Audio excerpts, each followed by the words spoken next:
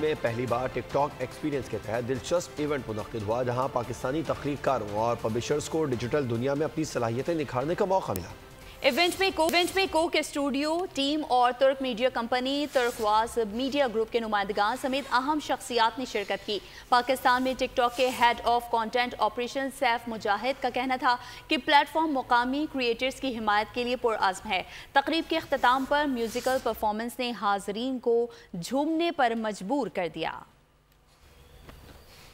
Event کا جو ہمارا مین پرپس تھا وہ تھا کہ کریئٹرز اور پبلشرز کو ہم ایک میوزک وینیو پلائیں اور ان کے ساتھ ہم کچھ نئی باتیں کریں، نالج شیئرنگ سیشنز کریں، ان کو نئی کریٹو اسٹریٹجیز بتائیں، وہ ٹولز دیں جس سے ان کی پبلش یا کانٹینٹ اسٹریٹجیز بتائیں۔ اس طرح کانٹینٹ کا ایکو سسٹم پاکستان میں روز بروز ایوالو ہو رہا ہے۔ ہم چاہتے ہیں کہ ہم زیادہ سے زیادہ ٹولز اویلیبل کریں اپنے پارٹنرز کو تاکہ وہ اس سے فائدہ مند ہو۔